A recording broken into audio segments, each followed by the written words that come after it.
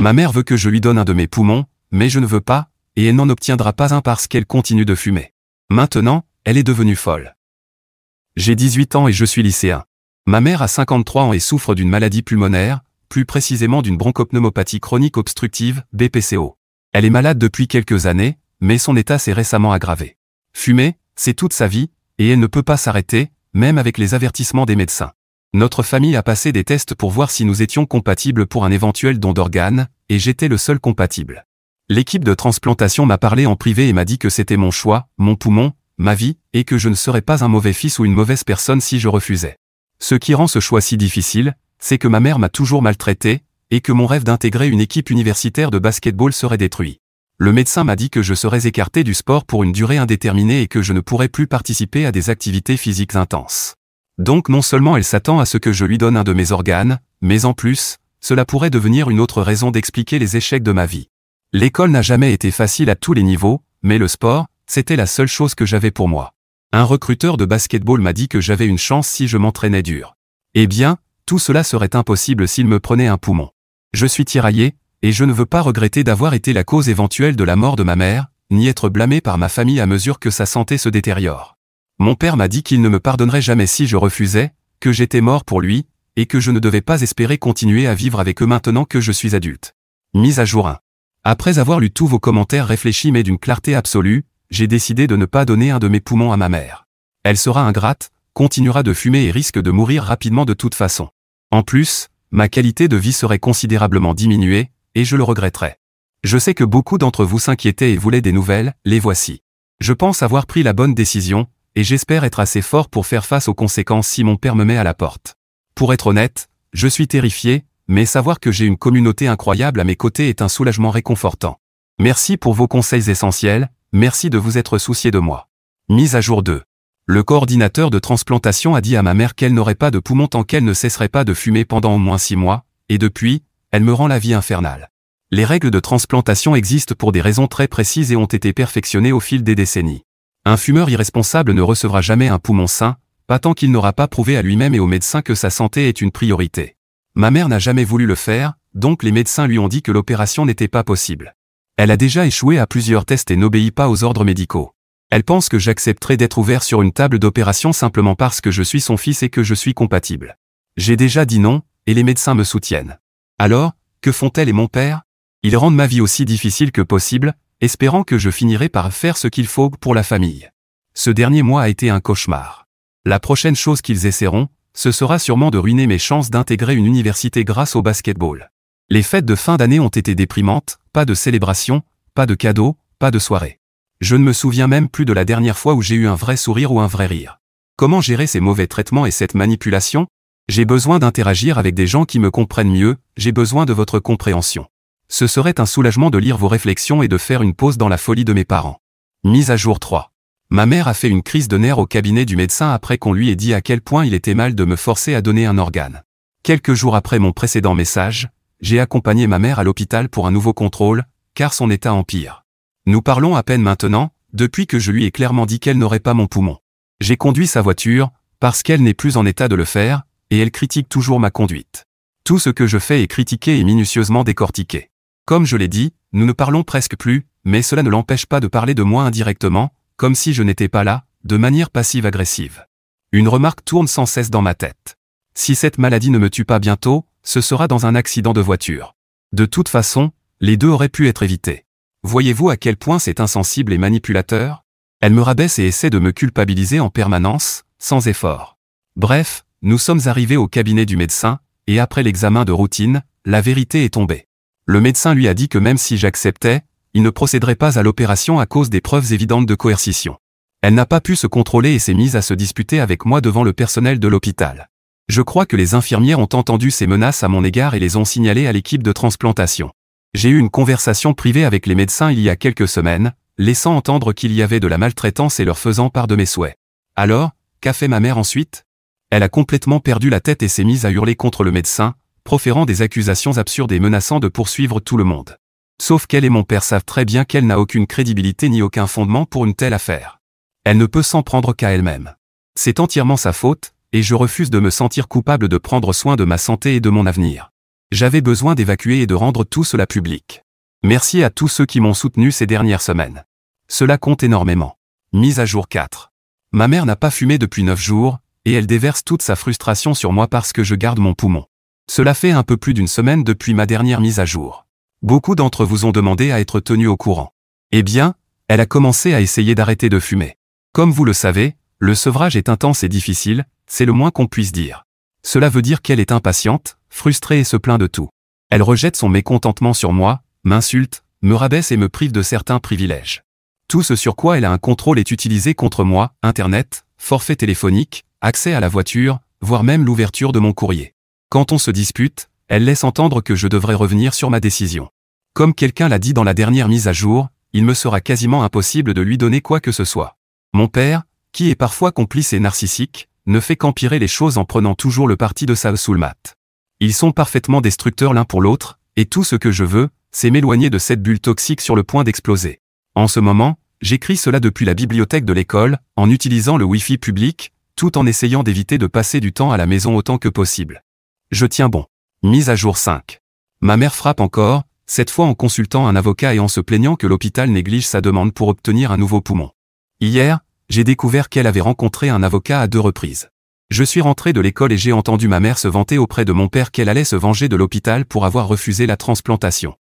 J'ai essayé de monter discrètement à l'étage pour les éviter, mais elle m'a vu et m'a raconté tout ça fièrement.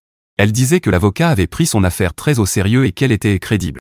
J'ai tout de suite compris que c'était n'importe quoi quand elle a parlé des articles en ligne et des témoignages de patients qu'elle avait lus, des gens jetés comme des déchets, juste parce que cet hôpital de M*** ne veut pas prendre de risques inutiles et préfère protéger sa réputation.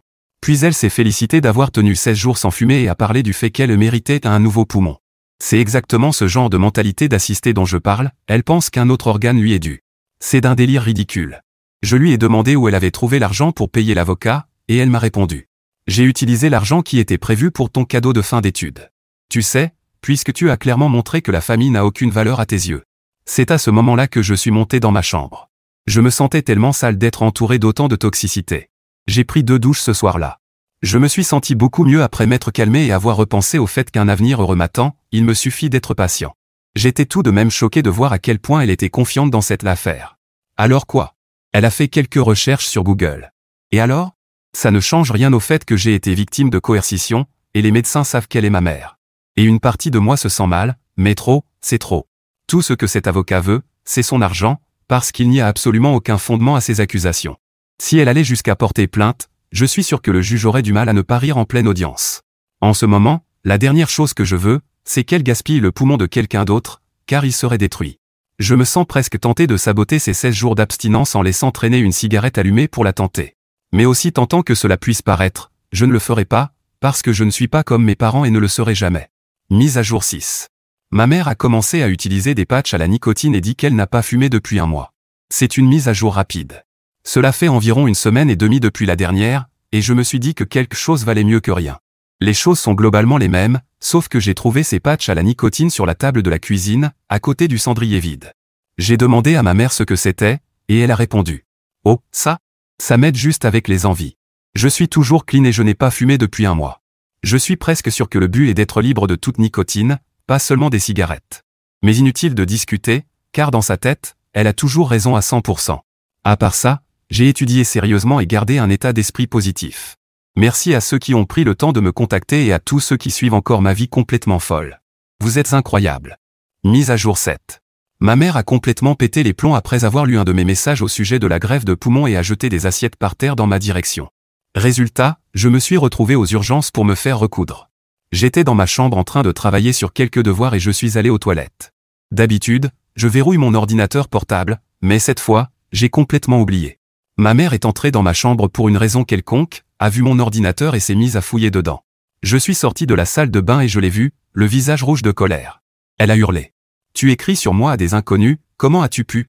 J'étais sous le choc, j'avais l'impression que le monde tournait autour de moi pendant que je restais là, sans voix. Nous nous sommes disputés, et tout ce à quoi je pouvais penser, c'était à la façon dont elle avait violé mon intimité. Je me souviens que j'avais un onglet Reddit ouvert. Elle n'utilise jamais ce site et n'a aucune idée de ce qu'est mon pseudonyme, ni même ce qu'est un subreddit. Elle ne le sait toujours pas, car tout ce qu'elle a vu, c'est un bloc de texte, et elle en a lu quelques lignes. Elle a prétendu qu'elle ne violait pas ma vie privée et qu'elle essayait juste de chercher quelque chose sur Google. Mon père a entendu le vacarme, et ma mère est allée le prévenir, ils se sont tous les deux retournés contre moi. Je ne répondais pas à leurs questions, car ma mère se comportait comme une enfant en toussant partout. Ils se sont ligués contre moi, m'insultant de tous les noms. J'ai craqué et j'ai crié.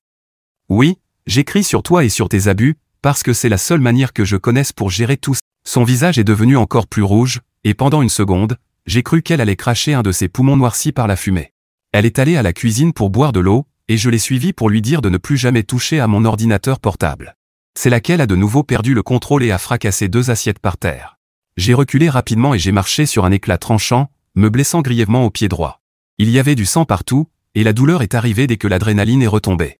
Ma mère s'est mise à pleurer, vous y croyez? Puis elle a couru dans sa chambre. Mon père m'a aidé, mais pas sans me blâmer encore une fois. Tout est de ta faute. Et me voilà maintenant à l'hôpital, en train de me faire recoudre. Je peux à peine marcher à cause de la douleur intense. Je suppose que c'était une question de temps, avec la santé de ma mère qui se dégrade et la peur de mourir, elle a fini par exploser et diriger toute sa rage contre moi. Peut-être que toutes ses illusions se sont dissipées, celles où elle croyait pouvoir poursuivre l'hôpital pour négligence. Je ne sais pas.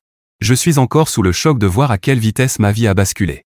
Mon père est dans la salle d'attente et reçoit sans arrêt des appels de ma mère, qui est toujours hors d'elle. Je soupçonne qu'il n'est ici que par obligation, ou quelque chose comme ça. Le médecin m'a demandé comment je m'étais blessé.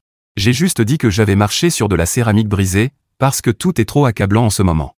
J'ai 18 ans, donc même s'il savait tout, il n'appellerait pas les services de protection de l'enfance. Ma mère a coupé mon forfait téléphonique, et si elle savait que j'utilise le Wi-Fi de l'hôpital pour écrire ceci. Le médecin est revenu, je dois y aller. Merci d'avoir lu. C'est un cauchemar, mais je vais rester fort. Mise à jour 8. Je suis en sécurité. Je suis rentré à la maison après l'hôpital. Ma mère s'est excusée maladroitement et essaie de me culpabiliser, mais je vois clair dans son jeu. Beaucoup d'entre vous m'ont soutenu, avec une inquiétude sincère pour ma sécurité, merci. Je vais bien, ne vous inquiétez pas. Même si je sais que cet environnement n'est pas sûr, je reste sur mes gardes et je ne lui ferai plus jamais confiance. Elle s'est excusée à plusieurs reprises pendant que mon père me ramenait à la maison. C'était tellement surréaliste et gênant. Je n'ai rien dit, car la dernière chose que je veux, c'est lui donner de la matière à utiliser contre moi. J'ai boité jusqu'à ma chambre, en essayant de ne pas rouvrir la plaie à mon pied droit, et je me suis allongé sur le lit, fixant le vide pendant un moment. À peine 30 minutes plus tard, ma mère est venue essayer de régler les choses. Elle disait qu'elle s'inquiétait pour moi, sans réaliser à quel point c'était égoïste de ne pas me laisser d'espace pendant qu'elle s'inquiète. Tout ce qui compte pour elle, c'est elle-même. Je lui ai dit de me laisser tranquille. J'avais très faim, mais je ne pouvais pas descendre, et l'idée de manger de la nourriture qu'elle avait préparée me donnait la nausée. Alors je me suis endormi après avoir lu des dizaines et des dizaines de commentaires formidables que vous aviez laissés. Quand je me suis réveillé, ma mère avait préparé un petit déjeuner complet et se montrait inhabituellement gentille. J'ai mangé, puis je suis retourné dans ma chambre sans dire grand-chose. Après tout ce qui s'est passé hier, je pense que j'ai le droit de manquer quelques jours de cours. En même temps, je déteste rester ici toute la journée. J'aimerais pouvoir bouger plus librement, donc je pense aller à la bibliothèque ou ailleurs. N'importe où sauf ici. Je vois toute cette gentillesse comme une forme de culpabilité et de manipulation. Elle tire toujours les ficelles, elle joue un jeu dégoûtant. Je n'oublierai jamais ce qu'elle m'a fait, et je compte les jours avant d'être libre. J'ai hâte d'obtenir mon diplôme et d'aller à l'université. Certains d'entre vous m'ont conseillé de sécuriser mon courrier et mon ordinateur portable. Je vais le faire, car elle pourrait essayer de saboter mes projets d'études pour me garder à la maison. Mon pied va un peu mieux. Il reste très douloureux, avec des élancements périodiques qui s'estompent après quelques minutes. Merci pour tout. Mise à jour 9. Ma mère rend visite à sa propre mère, ma grand-mère, pour le week-end. Et c'est un vrai soulagement. J'espère que je ne poste pas trop souvent. Je ne veux pas vous laisser sans nouvelles ni vous inquiéter inutilement. Je ressens du confort, de la clarté, de la paix et du soulagement en interagissant avec vous tous ici. Et je ressens un énorme apaisement en sachant que ma mère sera partie pour les prochains jours, j'ai enfin l'impression de pouvoir respirer correctement. J'ai toujours mes 2 poumons. Je ne sais pas si ce voyage était prévu ou si elle le fait exprès après ce qui s'est passé, mais je compte bien profiter de son absence pour faire le vide dans mon esprit. Ce week-end s'annonce bien. C'est un peu triste quand on y pense, que je doive attendre qu'elle parte pour pouvoir enfin me détendre. J'envie les autres adolescents. Mais en même temps, je me sens chanceux, d'une certaine manière, d'être aussi lucide et mature à mon âge. Je ne laisserai plus jamais personne me traiter comme mes parents l'ont fait. Au moins, maintenant, je connais les signes avant-coureurs. Je sais reconnaître les comportements et les signaux subtils que tous ces narcissiques affichent, ces petits détails qui révèlent leur vraie nature. C'est difficile à percevoir au début quand il s'agit de la famille ou d'amis, car il y a beaucoup d'émotions en jeu.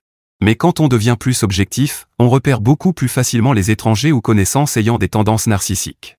Ah, me voilà à donner des conseils aux pros. Il y a un mois, j'en savais si peu, et grâce à vous tous, j'ai beaucoup appris. Bon vendredi à tous. Mise à jour 10. Mon pied a guéri et je me sens mieux. Maman prend plus de médicaments, car son état empire. Voici plus d'infos à ce sujet. J'ai gardé mes distances et je reste positif. Mon pied guérit rapidement sans infection. Je ne boite presque plus, même s'il y a encore des douleurs quelques fois par jour quand je marche trop. Maman m'a laissé tranquille et ne me dérange plus.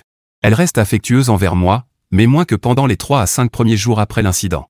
C'est flagrant, et je ne tombe pas dans le panneau. Ce matin, elle a craché du sang et est allée à l'hôpital. Le médecin lui a prescrit de nouveaux médicaments. Elle continue à dire qu'elle ne fume pas, ou du moins, c'est ce qu'elle prétend. Je ne sais pas, et honnêtement, je m'en fiche.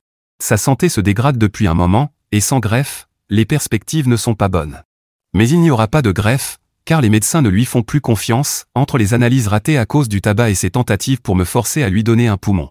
Il n'y a pas de nouveaux poumons à gaspiller, maman. Mon père narcissique continue à la soutenir, comme toujours. Je ne comprends pas l'emprise qu'elle a sur lui. Il m'a déjà raconté comment ils étaient tombés amoureux. J'imagine que maman était une personne merveilleuse avant ma naissance. Après ma naissance, tout a commencé à changer. Il est aveugle face à son comportement honteux. Jamais je ne me mettrai dans une relation où je devrais ignorer autant de toxicité. Il n'est pas aussi mauvais qu'elle, mais ne pas intervenir et ne pas me soutenir, c'est déjà très grave. Bref, les choses sont relativement stables. Je me concentre sur l'école et j'ai des rendez-vous avec la conseillère scolaire. Je me sens bien en ce moment. Merci d'avoir lu. Bonne journée ou bonne nuit à tous. Mise à jour 11. Maman arrêtée pour avoir agressé un médecin. Je reviens de l'hôpital et ce qui s'est passé est complètement fou. Maman avait un rendez-vous et m'a demandé de la conduire.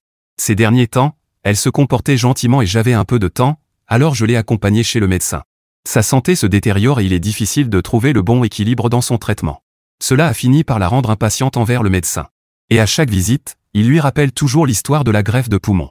La consultation avait commencé calmement, jusqu'à ce que maman hausse la voix, se plaignant de douleur et disant que les médicaments ne fonctionnaient pas.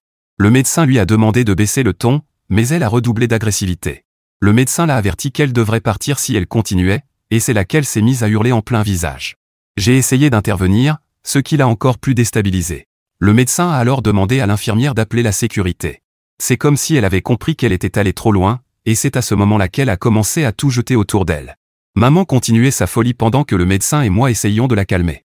Elle l'a frappée au visage, et j'ai décidé d'appeler la police. C'était allé trop loin, elle agressait un professionnel de santé. Elle m'a vu composer le numéro, s'est précipitée sur moi, m'a arraché le téléphone et l'a jeté par terre. Je ne l'avais jamais vue comme ça, même pas lorsqu'elle avait lancé des assiettes vers moi quelques semaines auparavant. C'était bien plus violent et incontrôlé. La sécurité mettait une éternité à arriver, et mon téléphone étant brisé, je ne pouvais plus appeler. Le médecin et moi avons rapidement quitté la pièce et fermé la porte pendant que maman continuait à tout renverser. Finalement, la sécurité est arrivée et ils l'ont emmenée en prison, après une évaluation psychologique. J'ai donné ma déposition aux agents et je suis rentré chez moi. Je n'allais pas aller au poste pour la voir dans cet état pitoyable. Ça n'aurait eu aucun sens, et elle méritait sa punition. Papa a quitté le travail pour aller directement la voir. La première chose qu'il a faite a été d'engager un avocat et de lancer la procédure pour la faire sortir. Elle n'est restée détenue que 4 à 7 heures après son traitement administratif. Je ne sais pas si le médecin portera plainte. Cela fait maintenant 17 heures depuis cet horrible événement. Elle a détruit du matériel hospitalier, mon téléphone, frappé le médecin au visage, résisté aux policiers, et n'a même pas passé une nuit en prison. Je suis tellement en colère et déçu par son comportement. Je suis aussi déçu par l'attitude de mon père face à ses actes et à ses choix. Mise à jour 12. Maman doit faire des travaux d'intérêt général. Elle a passé un accord avec un juge et doit effectuer un certain nombre d'heures de service communautaire. Je ne connais pas les détails exacts.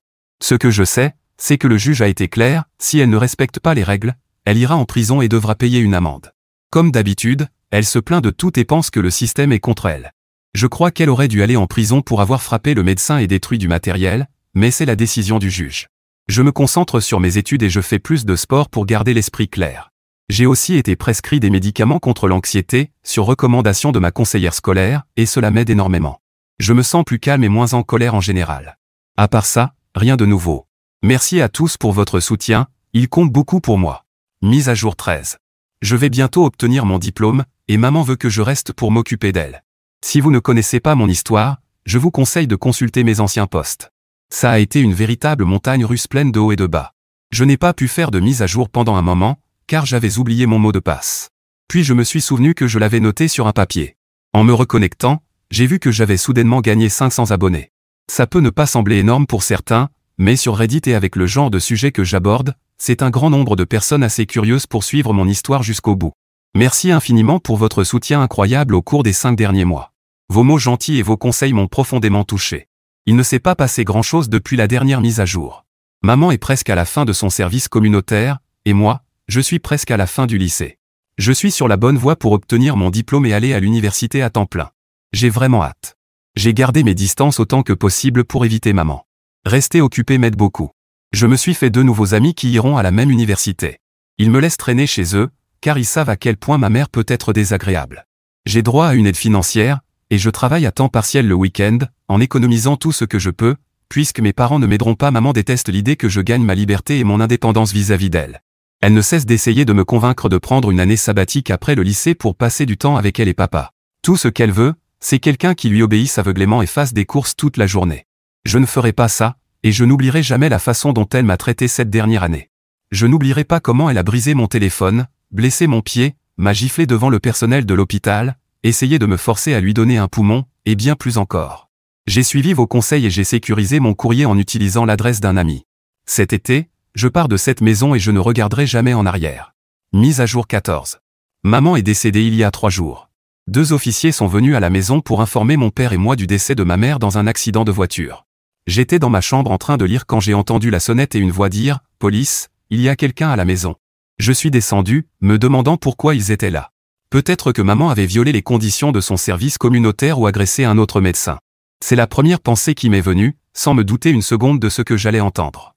J'ai ouvert la porte et remarqué que les 2 officiers avaient un air grave, ce regard qu'on voit dans les films quand on annonce à quelqu'un la mort d'un proche.